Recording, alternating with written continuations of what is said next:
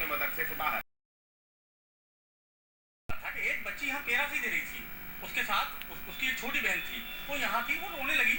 तो किसी ने पूछा क्या बात है, कि हमारी पाजी अंदर गई थी, उसे काफी टाइम हो गया, तो ये लोग क्या नाम है अभी तक आई नहीं है। तो मोहल्ले वाले जो इनके पीछे नमाज नहीं पढ़ते हैं, उन्होंने दो एक लड़के वहाँ पे गए अंदर पूछने के लिए, तो उन्होंने कहा यहाँ कोई लड़की नहीं है। कैसे शक था आपको? वो उस लड़की की वजह से, वो जो छोटी लड़की थी नहीं, उसकी वजह से वो कह रही थी, इसलिए यहाँ पर 10-12 लोग बैठ गए। साजिद अरेस्ट हुआ है, उसने कहा यहाँ कोई लेडी नहीं है। तो बोली भाई 3 घंटे से लड़की गायब है कि नहीं? तो वो उसने चाबी फेंक के कहा कि निकालने को रहेगी। तो उसने कहा निकाल लो रहेगी, ऐसा कहाँ बंद, तो उसने बंद के थे, क्यों बंद है? अब वो इतनी देर फिर लोग खुद के क्या ऐसा कौन बंदे का क्या बंद है, तो उसे निकाला गया। लोगों का दावा है कि मदरसे में लड़की को बंद रखा गया था और कई घंटों के बाद वो बदहवास हालत में मदरसे से बाहर।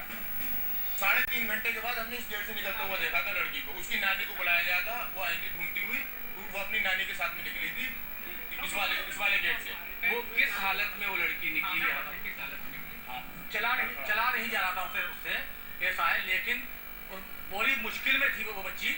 ऐसा है यहाँ तक के सांस फूल रहा था उसका, 3 घंटे से मुस्तकिल बंद थी। उसके साथ क्या हुआ क्या नहीं हुआ भाई ये तो ऊपर वाला जान सकता है, हमें तो किसी को मालूम नहीं।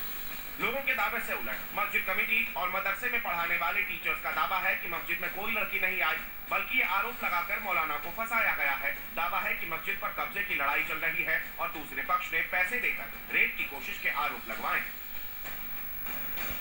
आरोप रहा है और जिसने दरखास्त दी है, एप्लीकेशन दी है, सैयद अब्दुल वहाब, वो इस मदरसे का सदर बनना चाहता था। 84 से इस मदरसे का जो जिम्मेदार से उनका इंतकाल हुआ। ये लोग इस मदरसे में कब्जा करना चाहते हैं। यानी आप कह रहे हैं कब्जे की वजह से इस तरह का कहानी बनाई गई। फिर कुछ